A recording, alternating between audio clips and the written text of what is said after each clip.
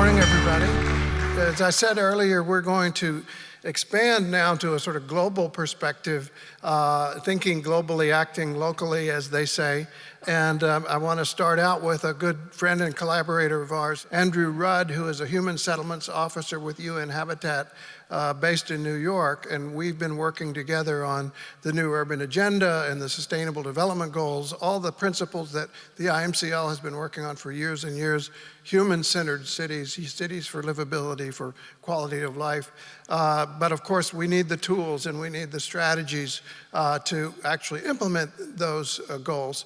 As Anna Giori was talking about earlier, we need to be able to measure those things. And so Andrew has been working with us on that. He's a co-author on the pattern language book that you guys saw in the lobby, which is almost sold out, I noticed. That's wonderful. And also, he and I worked, or he is the lead author for Citywide Public Space Strategies, a guide for elected officials. Again, looking at the tools and strategies that we need to take this important work forward. So Andrew, thank you. Thank you, Michael. Morning, everyone. It's a real pleasure to be here. All right. So that's my teaser. We'll come back to it later. The cities we work with tend to face a very different set of challenges than that of Carmel and indeed many cities in the North American continent. Most are in these countries highlighted here. They're fast growing, they're intermediate sized, very low capacitated. But we face, I would say, if I had to generalize, four common situations spatially that we're dealing with. Two are actually quite similar, I would say, to US cities, including Carmel.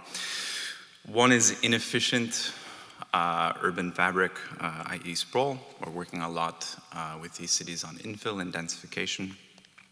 Another is obsolete urban fabric. And we're starting to work on brownfield redevelopment with a number of these cities like Johannesburg. But two are very different. The third of these is unplanned urban fabric. Informal settlements, essentially, which began to proliferate in the 60s and 70s. And they basically gave birth to UN Habitat at the time as an agency that really focused on helping to retrofit slums that were already there. Most recently, unbuilt fabric, or perhaps better to say, just about to be converted and built on land, usually at the urban periphery. And here we're trying to take a more active role in helping cities proactively work on planned city extensions and this sort of thing. This is really, I would say, of paramount importance. The UN and some partners a few years ago did a study, a projection of global urban land expansion. And our conclusion was that by 2030, cities would have more than doubled in spatial extent. Not here, out there, much faster than their populations. And what this means is that densities are declining, per capita land use and energy use are increasing, at the same time as biodiversity and climate crises are really exploding.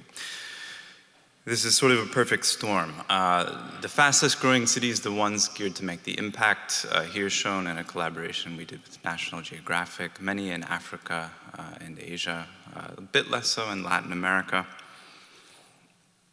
Many of these cities have very low capacity. They face massive infrastructural backlogs, and they have few or maybe no planners on staff at all to deal with this. So it may not be entirely surprising that many of these cities are relieved when international developers come in, take the burden away from a beleaguered planning department and mayor. But all too often the solutions that are imported repeat the very same mistakes that we've made here in the 20th century. Whether it's this sort of low density, use segregated sprawl, or higher density towers in the park. The last one was in South Africa. This is an image from India. You can see that Corbusier is alive and well at a scale that I think the world has actually never seen before. Why should mayors in these cities try to do things differently? One argument we've used, I think to some success, is, and I've heard it mentioned, Mayor Brainerd himself has made some very eloquent arguments for this, capital outlay for infrastructure, particularly maintenance over time. It's two different things, but decreasing dramatically with increases in density. That's been helpful. Another is the multiple, perhaps even serendipitous benefits of sustainable development. We did a study of 50 cities across the world, looking basically that as they built more parks or preserved habitat at the periphery, it was usually for two main reasons: recreation space, stormwater capture. But there was a whole host of completely hidden ecosystem services that nature was delivering for free, and no one knew about them. And you can see them here at upper left, the 1, 2, 3, 4. These were the outliers: pollination, carbon capture, nutrient recycling, and the fourth I can never remember, and I can barely read it. In any case, point being, these have value, high value for people, for nature, and if the city is willing to look at it and include it, for the municipal bottom line as well. So then what can cities do? And maybe more obscurely, how can the UN possibly help them? Michael mentioned, and previous speaker Anna, the Sustainable Development Goals from 2015. 193 countries of the UN adopted these. It's 17 goals, nearly 200 targets, and even more indicators. What's very special for us is goal 11. We're quite proud of this. It took a lot of very intense outreach from us as a community of urbanists to some very, if I can say, rural-biased, space-blind national governments about why actually a sustainable city was an ambition that they should get in on. But they did. Goal 11 also contains the first global metrics on sprawl and public space. So the people in this room, not this room, are very far from on-the-ground work in cities. But it has brought unprecedented attention to the issues of cities. It's brought accountability. National governments are measured every year for their performance. And it's brought funding, because a lot of development banks have restructured along these lines. But there's still aspirations. How can cities actually achieve what these goals set out? Which is also something I think Anna was alluding to. The very next year we adopted the New Urban Agenda, which has 3 commitments, 3 elements, 5 categories, and 25 actions. Ingredients, let's say, for sustainable urban development. That's great. It's a wonderful blueprint. I think it's quite clear. But if you think back to the cities with whom we're working, it's overwhelming. It's too much. Often mayors will say, we need to start with 1 or 2 things. Which are the absolute musts? Which are the top priorities? In what order can we take these? Because most of these cities can't afford to do things twice. They've got to do it right the first time. They will not have the luxury of retrofitting the way we do in very wealthy countries like our own, at least for most of us here. Every city is different, of course. We tend to focus on 5 planning principles for planners, and today I'm just going to focus on 1, the very first one here, arguably the most important. This is about public space and connected street networks. We argue for cities to allocate about 30% of their ground area to streets, sidewalks, rights of way, and another 15% for open spaces and parks. Don't have time to go into how that was derived. Happy to talk in the margins. But our emphasis, therefore, is first on quantity, later on quality. But first on quantity because we argue, and I've seen this again and again, you really can't fix what doesn't exist in the first place.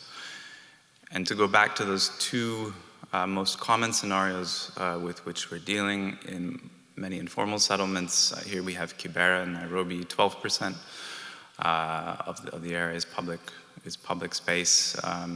In our global sample of cities, it's usually far, far less. 5% and less of land is devoted to public space. Beyond all of the great reasons that Satha and Vikas and David spoke about yesterday, there's really sort of a crude but undeniable one that without rights-of-way trunk infrastructure cannot be extended through to these neighborhoods, much less emergency vehicles. So there's some really dire issues as a result. The alternative isn't really much better. The low-density suburb we've talked a lot about in these past few days, that's being replicated in much of the world. It doesn't really offer much more, typically, in terms of public space, the wide streets, et cetera, et cetera. What's really interesting is that in many suburbs, particularly in South and Southeast Asia, that are marketing themselves to wealthy populations, 0% public space is actually perceived as a selling point, which for me is chilling. We have a lot of work to do, clearly. We've piloted a lot of this work. Actually, I think I'm getting ahead of myself. We have, in the past, worked at the scale of the site, such as this park in Palestine, I believe. But appetite grew in a number of cities. And as they wanted to do more with more parks, they quickly realized they didn't actually know the assets they had. Data wasn't there, cadastres weren't there, much less where the public spaces were or how they were connected. So we developed a toolbox that starts with an assessment. And we've done this in more than 30 cities in around 15 countries at different scales. Here's an example from Addis Ababa in Ethiopia. What it does is to engage communities, youth actually, with GPS-linked phones, and they go out and canvass every single possible public space in their entire city. It's brought back, it's mapped, and then there are surveys sent out to verify what's publicly, privately owned, what some of the qualities are, what the perceptions are, et cetera. And then we end up with the first map for many of these cities of what the spatial assets of the city actually are. This is another analysis that looks at average walk time to each of these green spaces. And in the best cases, these analyses make their way into the development plans. In this case, Addis, preserving large green patches at the periphery and upgrading connecting fragments in the center. We realized that many cities are actually interested in doing this. We published, as Michael mentioned, a compendium which looks at more than 25 cities that have developed citywide strategies for connectivity of all of their spaces. Different scales, different places, different metrics. One of the things we found, I think, most surprising was not only the enormous variety in the administrative boundaries of cities, the variety in the ambition of the strategies, but the extreme mismatch in many cases between the functional built-up area of the city, you can see that here in blue, and the decision-making ability, the jurisdictional boundaries in the hatch. And my monitor's out, looked at potential impact. How much unbuilt area was still within these places, in these cities, that such strategies might be able to govern. Other issues as well, governance, purpose. And ultimately, this translated its way into a guidebook for city leaders. It argues first for the need for these, and again, Setha, Vikas, David, and others have argued that very articulately yesterday. I won't belabor it, except to say that we believe there are some benefits that a site-based approach can't necessarily provide. Connectivity, diversity, distribution, these things need a broader, connective, holistic look. It's 3 guides in one. The first is on steps, or the process. This is heavily based on our many years of working with communities on the ground, what has tended to work in most places here, sort of codified in 12 steps. The second is ingredients. That was based on an analysis of the 25, which were most common, which seemed to be most successful. And the third is norms. These 6 we chose. We feel that all citywide public space strategies should try to aspire to them.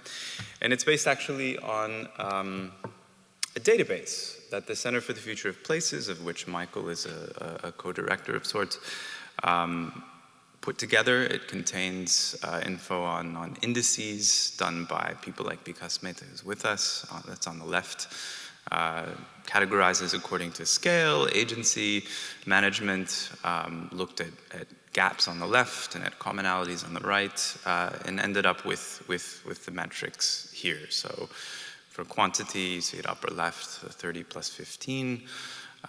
Distribution, setting an aspiration that people live 400 meters on average from their nearest park. Intersection densities, footpaths, programming for active and passive in different ages, lack of physical and financial barriers, regular maintenance plans, and so on. This was the plan we did for Nairobi, which is our host city. We started to look at actually green and blue networks, upgrading riverine areas that were connecting pocket parks. And so here we started with serious encroachment and pollution on the top, ended with some great recreational and connective spaces on the bottom. Of course, and I think it was David yesterday who mentioned you need a sort of tripartite group of actors to make all of this happen. The championship of often someone like a mayor here in the suburban Accra in Ghana, wrap up, got it. But others as well. This is some of our experts working hand in hand with community residents in Yangon, in Myanmar. And there are new, obviously pandemic era demands placed on us that are calling for retrofits for the very first time in these places. I was having lunch yesterday with Ellen Dunham-Jones and June Williamson, and we talked about how the appetite in most of the developing world 20 or even 10 years ago for retrofits was basically zero. It wasn't seen to be a need, but I think the pandemic has really changed that. A whole new set of demands are going to call for greater flexibility, for changes, and we hope to enshrine that in a new sort of spin-off program on urban regeneration.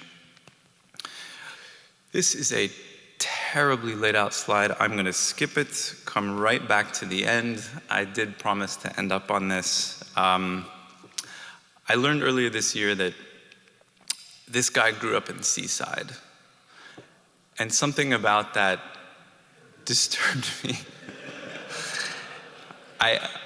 I wondered how new urbanism could produce this, and I spoke to some friends of mine, architect friends, some very cynical architect friends, I should add, and some of them said, well, new urbanism isn't for everyone. It's not designed to be for everyone. It's where the privileged go in their minds to set up a different set of rules for themselves. I'd really like to see that differently, or to see new urbanism be for more.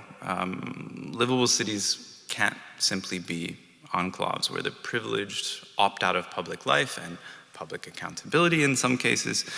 And so that's really why Habitat believes that the benefit of public spaces need to be extended and maintained across entire built-up regions, and to be under public managers. Sometimes I actually wish that planners and designers were forced to take a sort of Hippocratic oath that no place should be left behind here or in the rest of the world.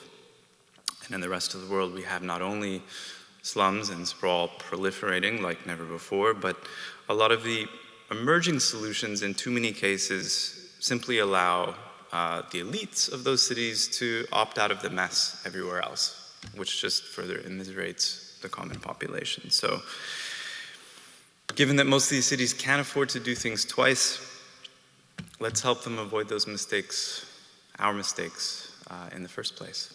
Thanks.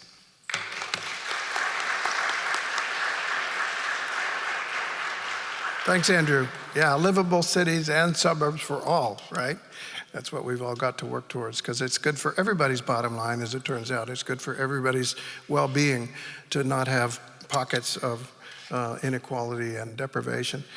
So I'm going to play a couple of videos for you now for two other colleagues who couldn't be with us, international travelers. Patrick Condon from University of British Columbia, whose book is out in the lobby, Sick City, Disease, Race, Inequality, and Urban Land. And Patrick is going to talk about why we have cities that are not for all and some of the economic challenges of that.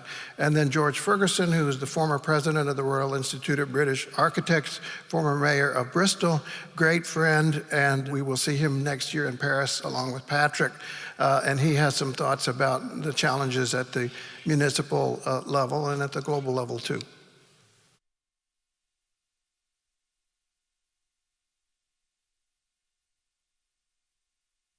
I'm here with Patrick Condon, who is a professor at the University of British Columbia in Vancouver and often mentioned as a potential mayoral candidate in Vancouver, very active in the policy world there. We deeply regret that he, like all Canadians and almost all international visitors, hasn't been able to join us this year. But Patrick, I did want to chat about your new book and the ideas behind it and the relationship to something I know you've been interested in, and I have for a long time, the effect of land pricing and taxation on housing affordability, right? The real problem of housing affordability is what it comes down to is not the price of the building, but it's the price of urban land. Unfortunately for us urbanists, the proposal to add density often is accompanied by an inflation in land price, which negates what you would think would be the value in terms of affordability of adding that density on the assumption that land prices would be stable during the process of changing the designation for that land, but that's not true. Supply means demand, prices go down. That's the theory, right? Yeah, that's right. And in Vancouver, we've added an immense amount of housing. We're famous for it. We've doubled the population of the downtown peninsula. And we did that in the expectation that it would save the downtown from the decay that other cities had experienced in the 70s and 80s, as well as provide middle-class housing. The first part of it we succeeded in, and the second part we did not. The housing has probably quadrupled in price in the past 15 years. And this is the scary graph that shows what the economic situation here is in Vancouver. It's more extreme than other places, but it's not uncommon. The bottom line there, the brown one, gives you the average wages have been flat, while the blue line indicates the increase in housing price, and the scary number 29 at the right-hand edge indicates how many years you would have to save up in order to get a down payment based on average wages. And it's not the building that's the problem here. It's actually the problem of land value is what's confronting us. This is the United States showing the different counties and the value of the land in those different counties. And the red areas are obviously our major metropolitan zones, and they show high land prices. But this doesn't even start to give you a sense of the magnitude of this issue. The next one does. So this is that same map adjusted when it gets all out of form to indicate the true proportionate relationship of land values, showing you that urban land in the United States is many, many, many times more valuable than all that open land in our agricultural and Western landscapes. And the amount of value in the metropolitan urban lands is higher just in urban land value than the GNP of the country at $30 trillion. This is a new phenomenon. This is a gradually accreting phenomenon. We haven't really recognized what's going on until I think very recently. But in this case, Thomas Piketty put it best in his book, Capital in the 21st Century. showing that it used to be agricultural land that was the valuable element back in the 1700s, along with domestic capital, which really means factories. And housing was a factor in cities in the 1700s. However, now agricultural land value is just about disappeared. This is France, but it's similar to other modern economies. Whereas housing, and that's all urban housing, is an asset class that is bigger than capital itself. So the biggest asset class is housing, and it more than equals domestic capital, which would be basically corporate equities or financial instruments. When you zoom down into areas and look specifically, this is a very good product from the American Enterprise Institute, did a great job of summarizing the changes in land value. And this one shows Los Angeles Basin. And you'll note that the biggest increases in the share of value that comes from land as opposed to improvements aligns, sadly, with the poorest parts of the LA region. So the land price increases are more dramatic the lower the average income is, unfortunately. So while this map looks the same, if you look carefully, it's showing you that in South LA, for example, the darkest red area, there's been a 500% increase in land value just between 2012 and 2020 in only 7 years. What's going on here is something that was originally identified by Henry George back in the 1890s. Is recurring. It was put in abeyance during the World War I, the Depression, and World War II. And it was also put into abeyance during the great suburban sprawl expansion, which opened more land so that the natural proclivity of land to acquire too much in value at the expense of workers and entrepreneurs was temporarily put in abeyance. But now we find ourselves in a situation very much akin to the 1890s, what was called the Gilded Era in American history, which also spawned the progressive political movement, of which he was a central figure. And evidence of the fact of the return of this situation where the rich got richer and the poor got poorer, and there's nothing surer, is in a lot of charts. Now we're actually talking more about inequality than we used to a couple of decades ago. But charts like this make it very obvious what's going on. It used to be that wages would go up with productivity, as shown in the portion of this chart between 1945 and 1975. But in the interim, there's been a huge separation. Well, what happened to all that additional value that was no longer going to wage earners? It obviously went to people who already owned money instruments. It might be own a share in factories, or you might own real estate. It's not wage earners that are getting this money. It's people who already have money that are getting this additional productivity value. And one of the consequences of that is the increased cost of housing. And this is a chart from the United States that shows the relationship between the cost of housing in the blue line and the average wages in the brown line. You see that there's a dramatic separation. But that's not as bad as this, which shows the separation focusing ultimately on San Francisco in California. The bottom line is the national U.S. median existing home price change, similar to the previous graph. But the other lines are California exclusive and San Francisco median house prices on the top one. What you want to focus on is the degree of inflationary vigor, if you will. I mean, it's a tragedy, really. And the argument here is that this does not have to do with a lack of supply. It has to do with the way the land market ordinarily operates, and reviving the proofs provided a century ago by Henry George, and restoring their currency in our current debate. And This is about the issue of adding density as a solution to this problem. Me and most other urbanists during previous decades would say, well, if housing costs too much in the city, all you really have to do is add new density. But the city of Vancouver is proof positive that whenever you add additional density, what happens is the land price goes up, but the price per square foot of the new building does not go down as a consequence. New density just increases the riches of the landowner, not the eventual renter or purchaser. So what are we going to do?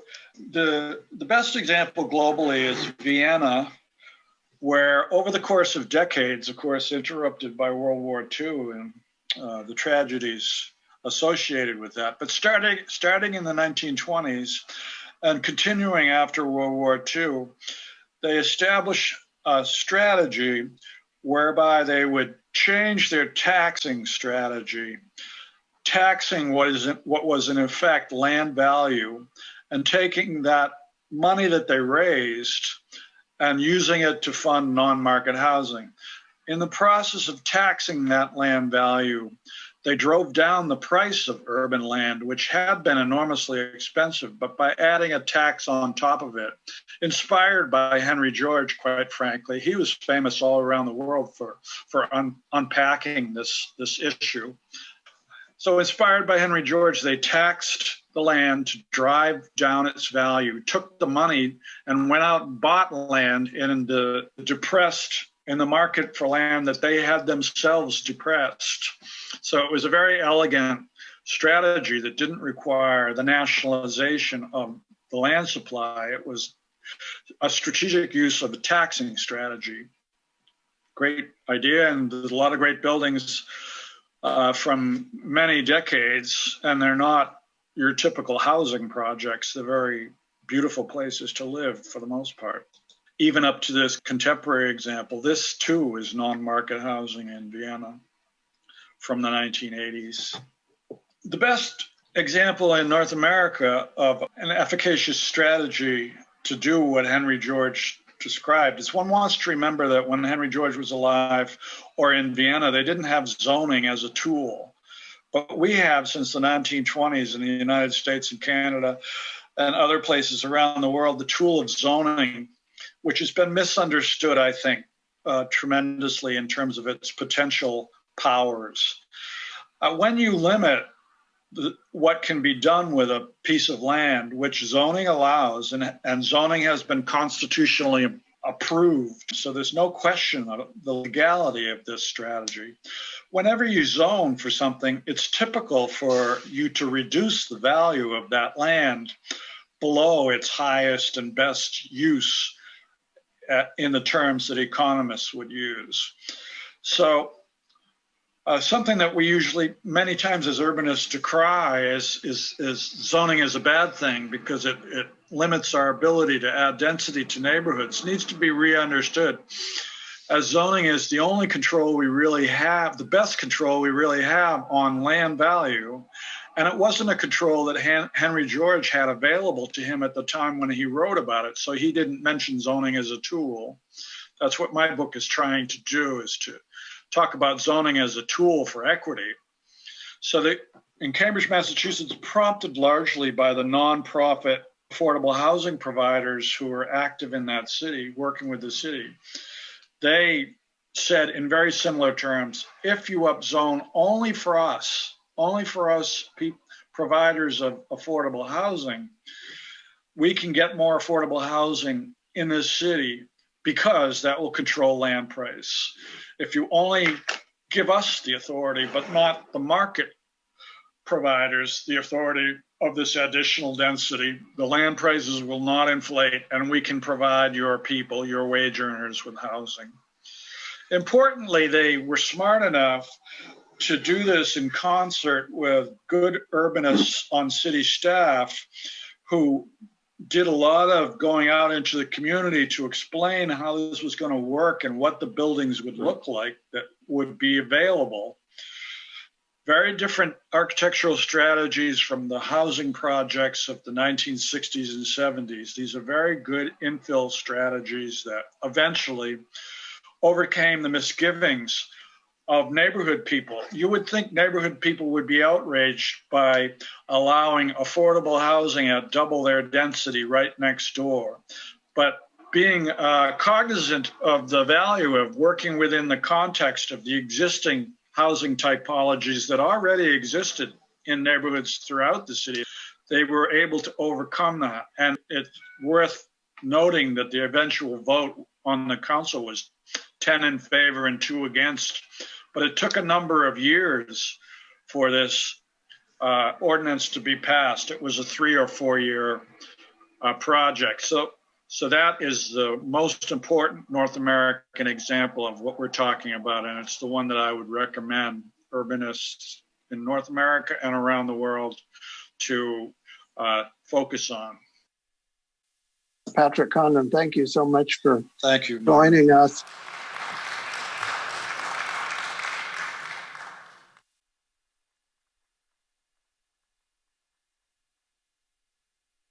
I'm talking to our good friend, George Ferguson, who is past president of the RIBA and a former mayor of Bristol in the UK, and also an architect and an entrepreneur, owner of the Tobacco Factory, which is a wonderful mixed-use facility in Bristol. And welcome, George, and we're really sorry that you couldn't join us in person. But I'm very sorry. I was really looking forward to it, Michael. What do you see as the major challenges of this moment as we're emerging slowly, painfully, too slowly from the pandemic?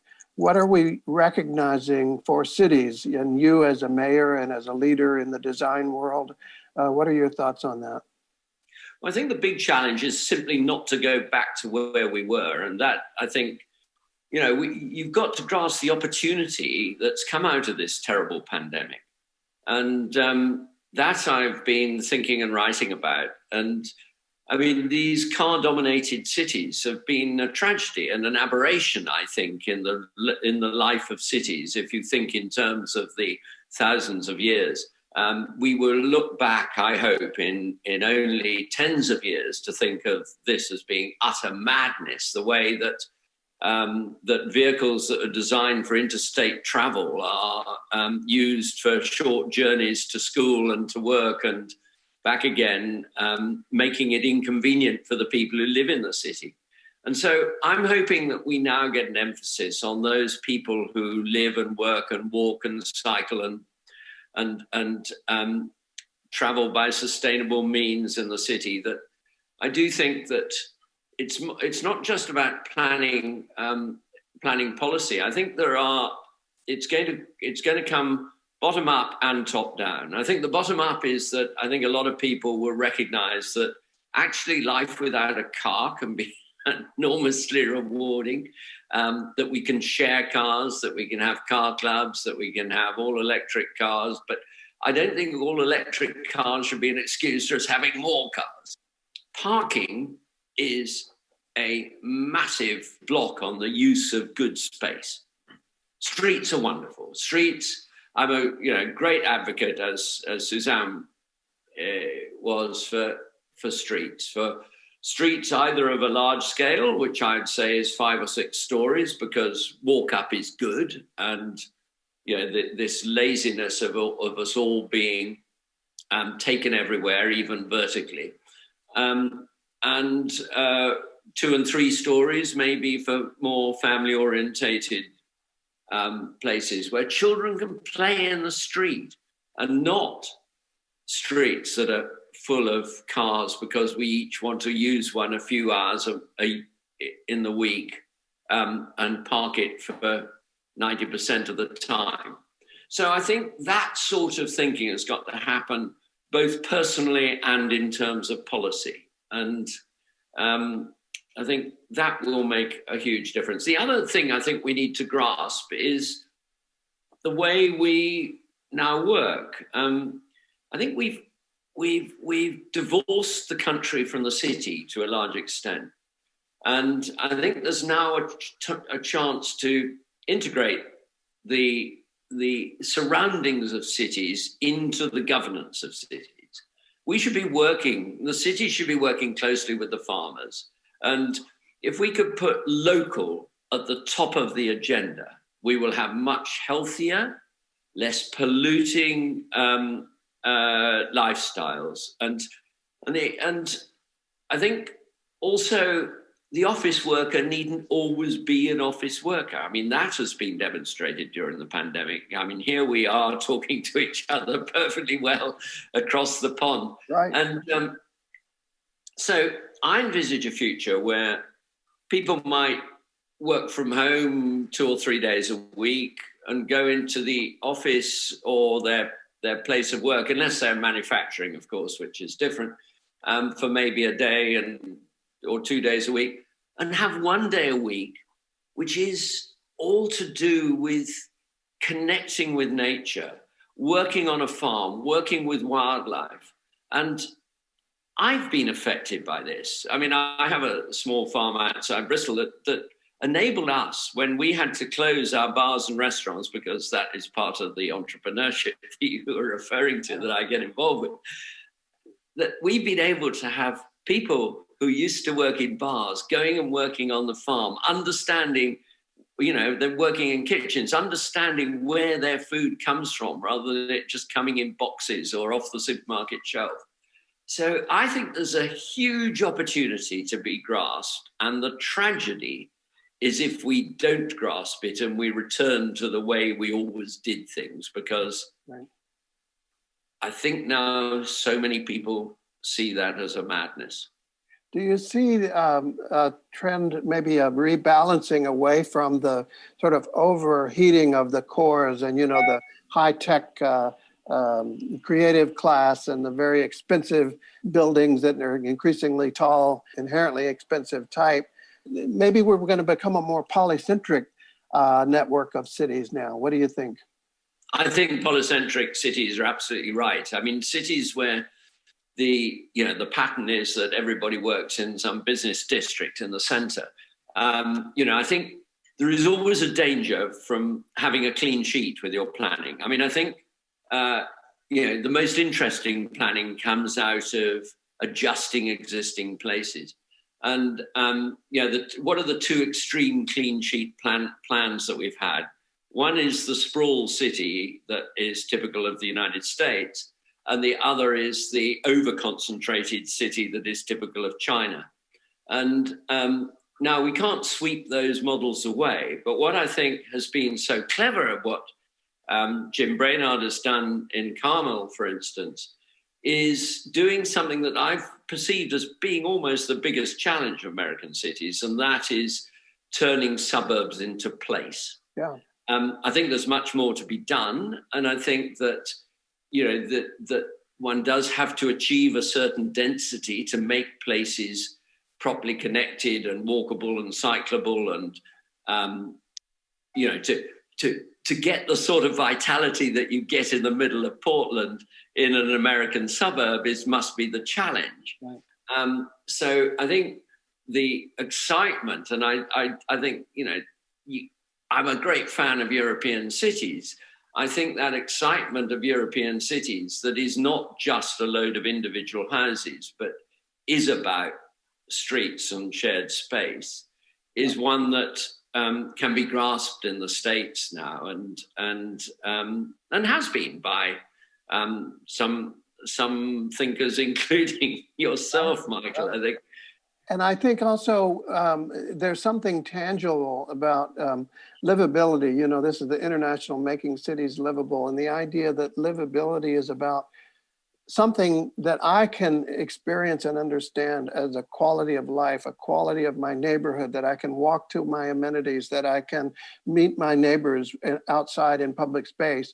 And, this is something that I think speaks directly to people in a way that all the sort of theoretical and long-term environmental and policy implications, as important as they aren't tangible in the same way. So if you can speak to people about livability, this, I think, is the genius really of what Suzanne and Henry have recognized, is that this is about quality of life, right? Absolutely. And I think if every mayor put health, mental and physical health, at the top of their agenda, they would have a good planning policy. Yeah. There's actually one of our segments is called Healthy People, Healthy Cities, Healthy Planet. So health is connected to the ecological dimensions as well, and to not just climate change, which is obviously something a lot of people are thinking about, but the many other issues that we have to deal with that are unhealthy environmental practices, whether you're talking about resource depletion or, ocean acidification or any of the many other factors. They're all interconnected. And this is what I hope we can sort of get around all of the silos that everyone sort of chops up into pieces. And then they say, well, there's nothing we can do because there are all these different problems, but they're all connected to the way we live and the quality of our lives. Yes. We must start perceiving planning not through the eyes of the motorist, but through the eyes of the individual. And preferably through the eyes of the very young and the very old. And then I think we'll get kinder, safer, healthier places.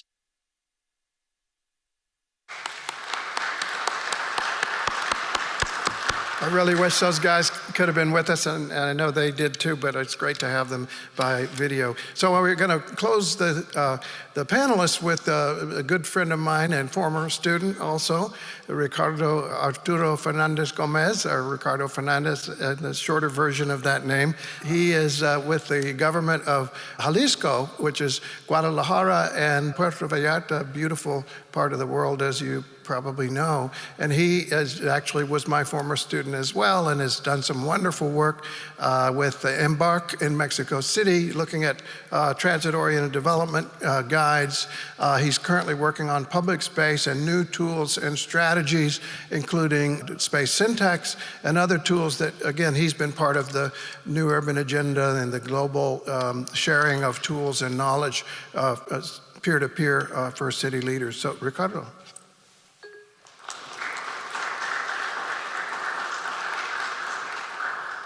Just a correction, my title is actually Director for Urban Research and Development, not Director for Urban Development. And as you will see, this makes more sense than being the Director of Urban Development. So I work at the government of Jalisco, which is located at the west coast in Mexico, near the Pacific. And this is part of my team, which made this presentation possible. She's Monica, the social scientist at the department. He's Roberto, the GIS analyst. And she's Monse, the data analyst of the department. So what I will show you actually is about a lot of projects regarding renewal of public spaces, like this, as we found them when we started the administration 3 years ago. Also, other abandoned public spaces like this, not so vibrant as the first I showed you. And also a lot of connectivity and mobility issues that affect mostly women traveling throughout the state of Jalisco.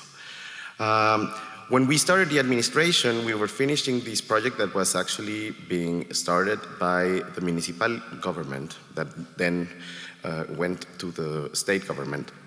And this project was possible because of the construction of a new light rail system that made possible to eliminate the street where a lot of cars pass by in the center of Guadalajara, and made this avenue to be a more humane, more livable avenue that has now a more pedestrian focus, and that is more valuable in terms of landscaping. So we were finishing this project, and in the end, what usually happens in Mexico when you try to talk about the success stories of projects is that you just mention how much money you spent on these projects, how many trees were planted, how many new benches were constructed. But we had other questions. Are there more children playing? Are spaces actually more diverse? Do people feel safe in those places? What about the sense of belonging? Do they actually feel these projects are related to them? What are the things that are working? What are the things that are not working? So for us, it was very valuable to measure these things, and this was the first quest of the department I was actually opening. This is a new department of urban research. It's more applied research because I influence and we influence on design processes of other departments. One of the first projects that we needed to accomplish was a new bikeway in the Lake of Chapala. And so we started with more classical analysis, GIS analysis, where are the shops, where are the schools, where are the equipments. Also, we made some tours to see what was the environment at the present time that the project was being started. So it is not very common in Mexican projects to do baseline studies. You just measure things in the end, but then you don't have a way of comparing if the infrastructure actually changed things because you don't have baseline data. So in the state of, in the Lake of Chapala, there were like different types of bikeways depending on if it was through the towns that they were crossing. We made the projects, the renders, and in the end, the bikeway actually looks more or less like this. Well, this is the real bikeway.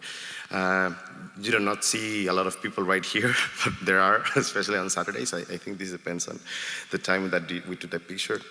But this was not enough. So we started to think, what other methodologies can we use to measure the impact of our projects? So we started by replicating the methodology of Jan Gehl as it was translated by Gehl Institute, now gone.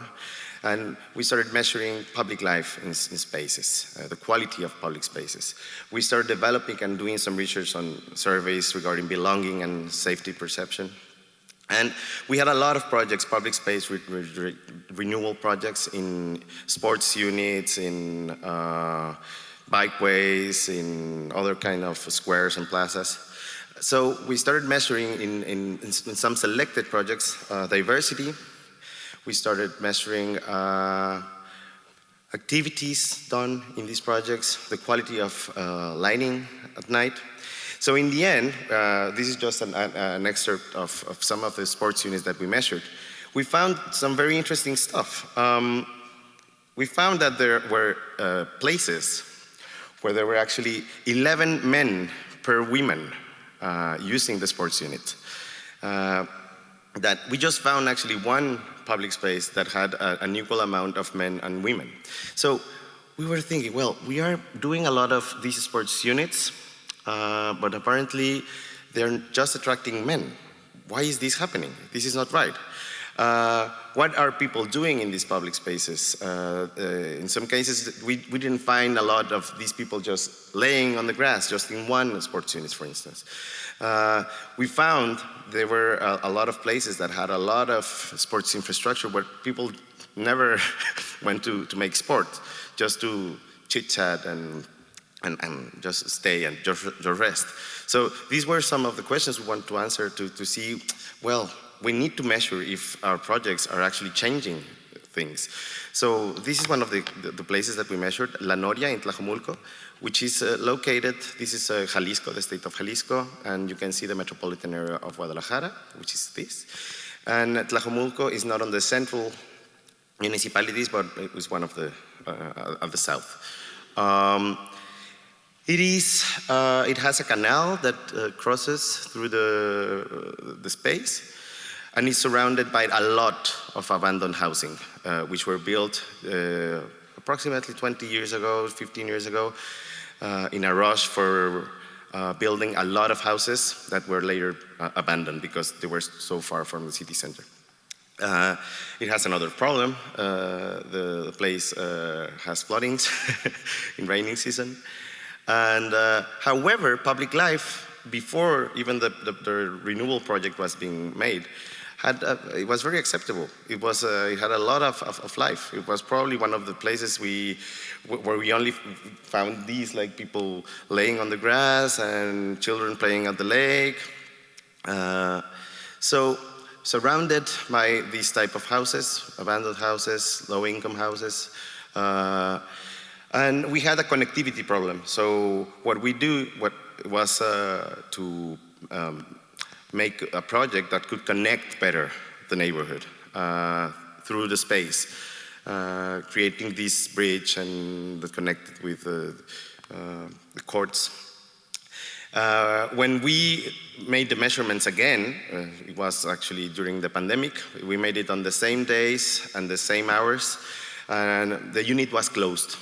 So you would guess there would not be anyone, right? But there are people, a lot of people. So they don't care if the unit is closed, they don't care if the public space is officially closed, it's open for them. They have managed to open the gates. And now you can see this public life happening in this public space. Even the surroundings are starting to have more activity, a commercial activity related to this public life.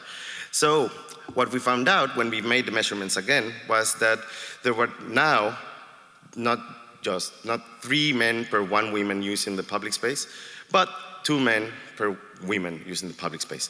So we couldn't make it more diverse. Probably there are a lot more things that we need to do, but we actually have now one piece of data that is more valuable, that is more human.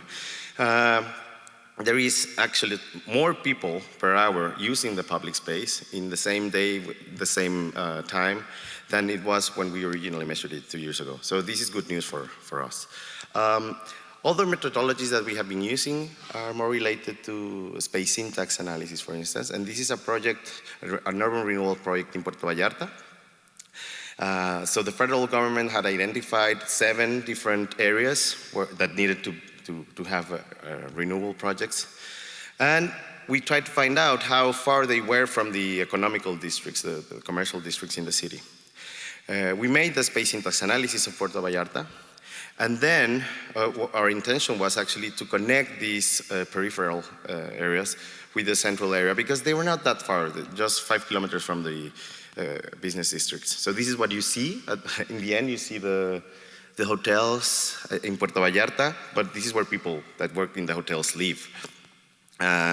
We organized some participatory design workshops with both adults and children. And in the end, we found out some strategies to attend the problems that we found. So one of the main troubles was actually connecting the public spaces that were going to be built, because 60% of the streets of Puerto Vallarta are not even paved. So using space syntax analysis, we could actually find which were the most desirable streets to be paved, connecting these projects. So I'm gonna go quick through these. These are some of the projects. I'm gonna show you some pictures in the end. Ta-da. So as you can see, what we were trying to do was select public space projects connected by streets that in some cases were in very bad conditions. For instance, this one is Ribera de los Camarones. And you can imagine that it's very difficult and inaccessible to be in these places without, when it's raining, for instance, there's just mud. So another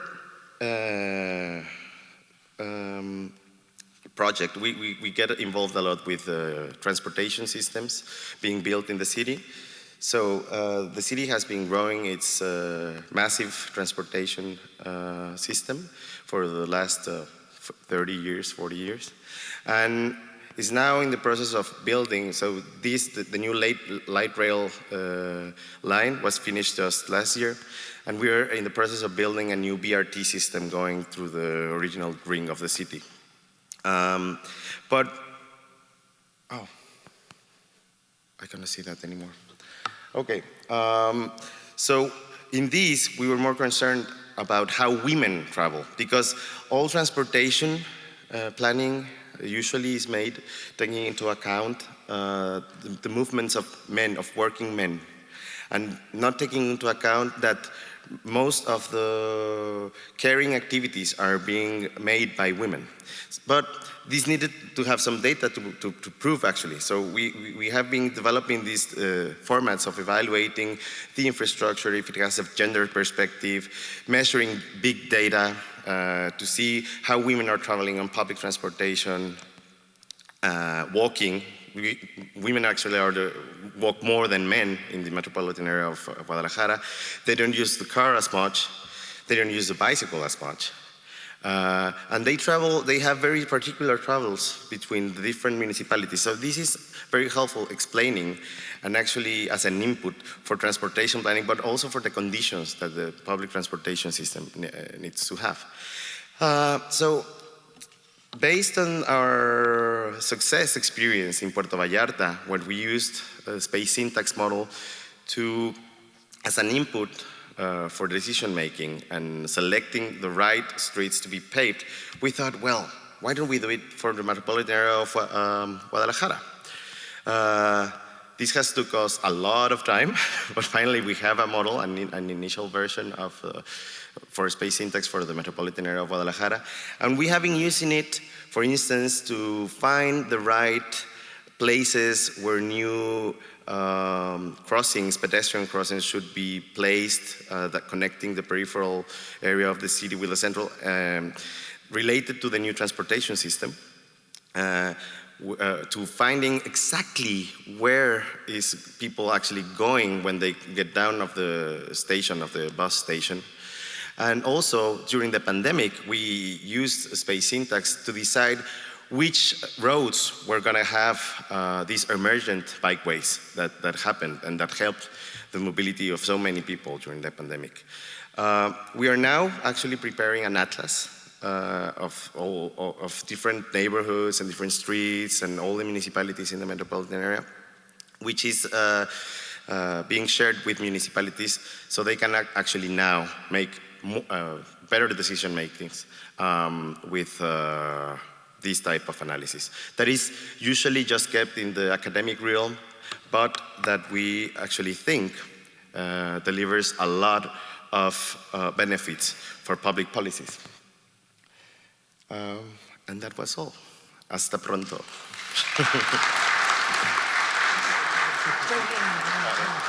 So I'm going to call out the panel. Thank you, Ricardo. That was wonderful to see, so many of these great tools and strategies, that space syntax, for example, and as Andrew was saying, the citywide public space strategies. So I'd like to call the other panelists out, please. Do we have Patrick Condon on the line? Hey, Patrick. Hey, how are you? I like that Aurora Borealis behind you there. Yeah, that's, well.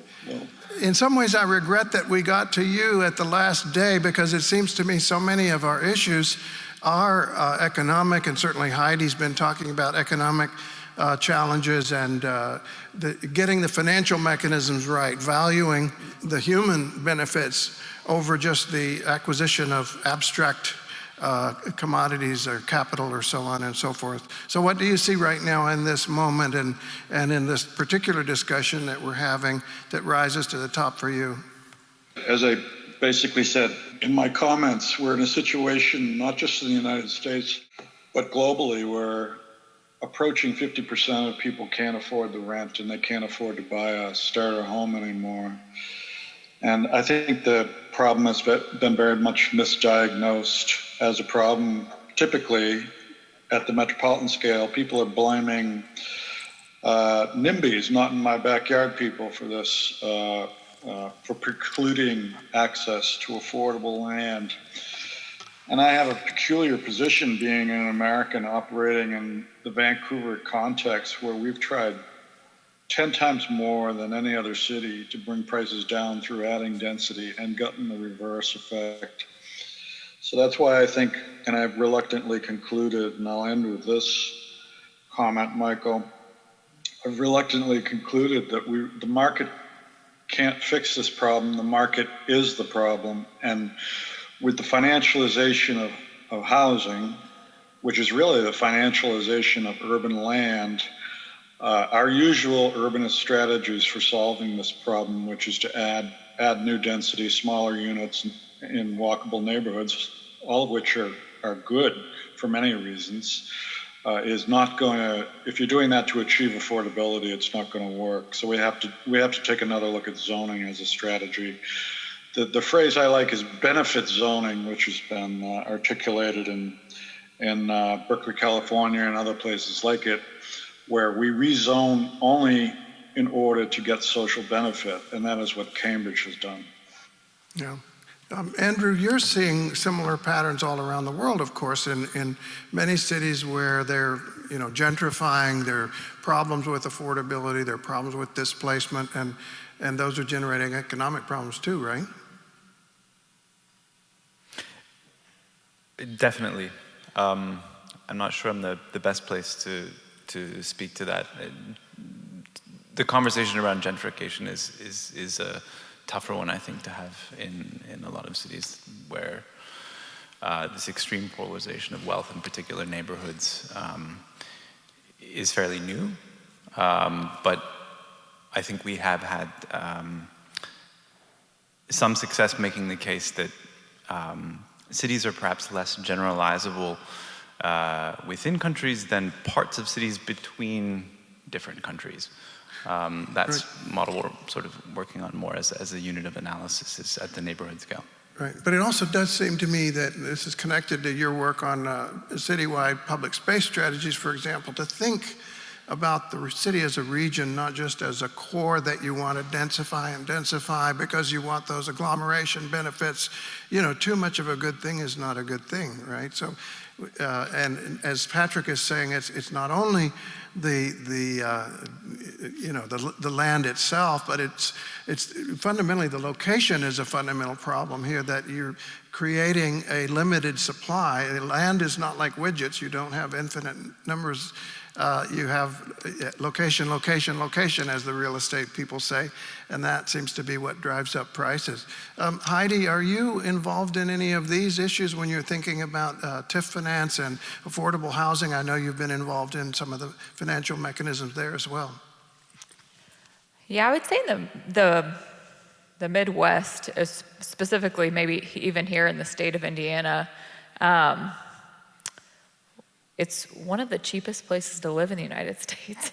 So our property taxes are significantly lower and significantly less of an issue that folks can, live in the city of Carmel and make what they make income-wise and pay the very minimal taxes that they pay. So I would say that, not a whole lot. We do definitely do some affordable housing projects, but I would say not as much as probably some of other folks in the room. But maybe I would say this from the point of view of being in Portland. We used to feel that way 10 or 20 years ago, and when we got hit by a tsunami, it might be heading this way too. If these are global dynamics, it seems that might be the case, and maybe we all need to be thinking about that as well. Ricardo, you're in Mexico. You guys have many similar challenges. You've got informal settlements that are quite significant. What do you see as the sort of policy choices to increase opportunity, increase affordability in the places where people work, where they're not just in the remote informal settlements? Yeah, I think the main problem right now in Mexico is that these informal settlements or even formal settlements that didn't work are too far from the city center. So there is a direct correlation between how far you are and how abandonable is the house you live in. So you see now that people that were actually living in formal houses developed through social housing programs are moving to informal settlements because they are better located and they have more quality of living, actually, because they have more shops, they have more schools, they have more, and they're close to the city center. So it is very weird that public policies have created these places so unsuitable for people to live. That's significant. So shifting gears a little bit and talking about the technology side of it, which we focused more on in the earlier segment. And I'm interested, actually, Lisa, in your perspective on the comments that our colleague Ana Giori made about how you use the technology to make sure you get the relationship right. You're using the tool is not using you. What were your thoughts about her comments, and how do you see that challenge? Absolutely. I think, and I'll take it from a municipal smart city standpoint, which basically only started as concept about 10 years ago. And I think it was Microsoft and Deloitte and a few others that were bringing it together. And it really started as government with technology investments pushing down to citizens, and the ROI just wasn't really that apparent. And it was kind of technology for technology's sake, and many people thought it was science experiments, and they didn't enjoy that happening in their communities. And then I think we moved into a Smart Cities 2.0, which was more of an outcome-based solution, which was able to show leaders as well as their constituents that return that was happening. But there was still a missing factor. And then it moved more towards, I think it's like a Smart Cities 2.5, which is citizens' voice as loud and vital as government's voice, and moving together. And then creating solutions and then finding technology to support those solutions. So I think we're still in a position where technology, just for technology, can be supportive, but it can't be the outcome, and it certainly isn't something, and we're talking about from a social equity standpoint. Technology certainly ripped open during this pandemic to show that the digital divide was even widened. So it can be used to support all parts of the community, but it certainly can share a spotlight on folks that are underserved and are being left out. Right. Well, I also come back to the point about, we were talking about public space networks and the fact that technology networks tend to keep us in the same sort of strong tie networks, as they call them, as the sociologists call them, the people that we already know, the places that we already work, and sort of reinforce a lot of these division, not only political divisions, but economic divisions that we have in our society. And public space networks, again, I come back to the fundamental importance of public space networks as having this multi-stranded capability, this ability to create the serendipity and the propinquity, that you can have the random encounter, you can meet people you don't know, you can be at least co-present with people you don't know, and have a different kind of society. Devin, you've been working at Arizona State, where I've been working also, and thinking about how do you integrate public space with, for example, autonomous vehicles and other forms of technology. How are we going to get this right and not, we could have two extremes here. We could have very few parking spaces, everything is just sort of a driverless Uber, or we could have everybody roaming around in their mobile living rooms, programmed to drive through Starbucks to get their lattes. What do you think? Yeah, I think it's a very real threat of this technology in some ways, decoupling what we see as livable communities, where those interactions happen, and moving them into these vehicles where you can move between various spots and do things in between, as you said with the mobile coffee shop. It takes away that very vital and important sort of third space that we care about.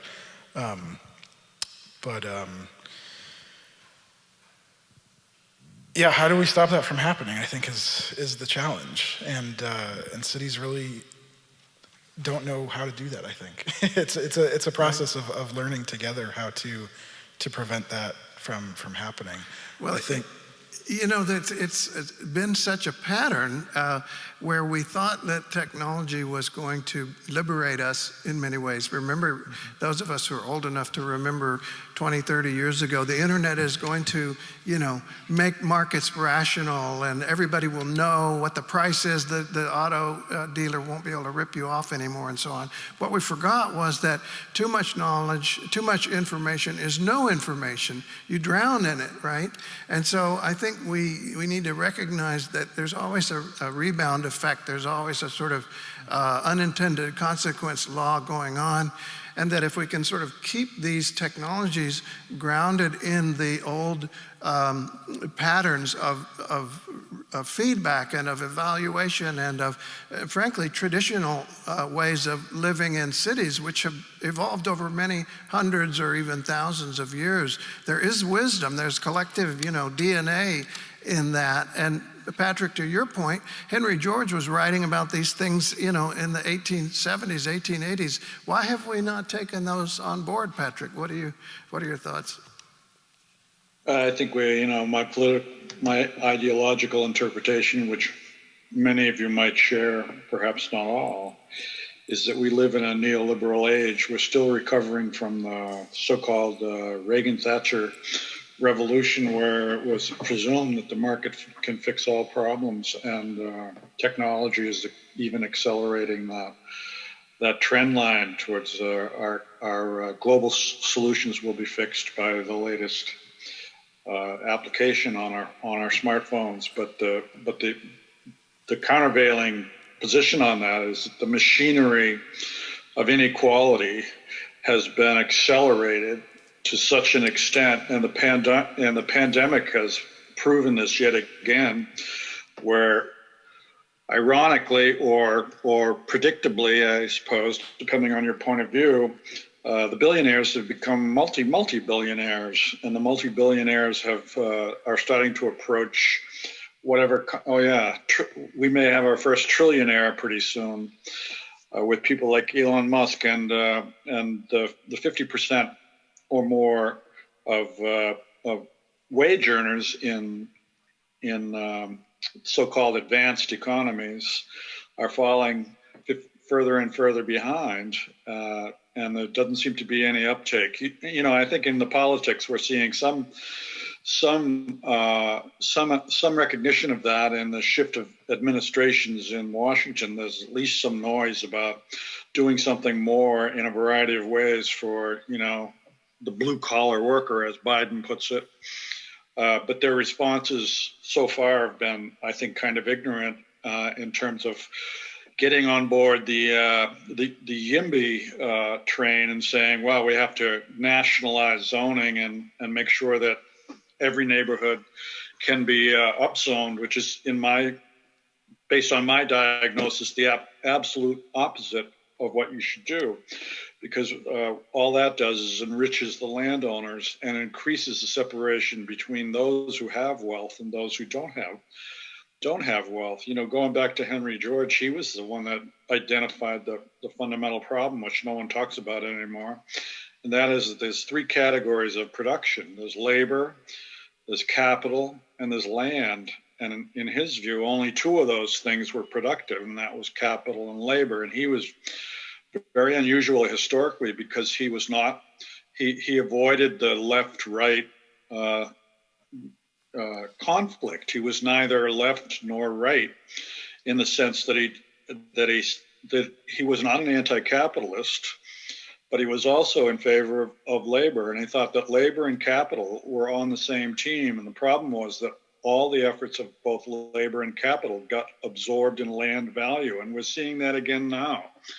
And our conversation, certainly in the United States and Canada, is completely distorted by a lack of understanding of this fundamental fact. And the YIMBY debates, and states like California jumping in to overrule local zoning, are an indication of our ignorance, our collective ignorance on this point. I'm sorry to sound harsh, but that's where living in Vancouver for 25 years has made me. It's their fault, not mine. I mean, what you point out, though, is that this isn't a simple matter of left and right. There, for example, the populist movement, I think, is in some ways really recognizing this challenge, whether or not you agree with the formulation or the responses, that this is something that is in many ways responding to the displacement and the places that are forgotten and so on. So I think it's a time of ferment, it seems to me, and a lot of very interesting ideas bubbling up. It's a lot of hopeful signs. Yeah, we've got huge challenges, but maybe the tectonic plates are shifting and things are beginning to move around in very interesting, challenging ways. So on that note, I want to thank our panel, and Patrick, thank you for joining us at 3 hours earlier.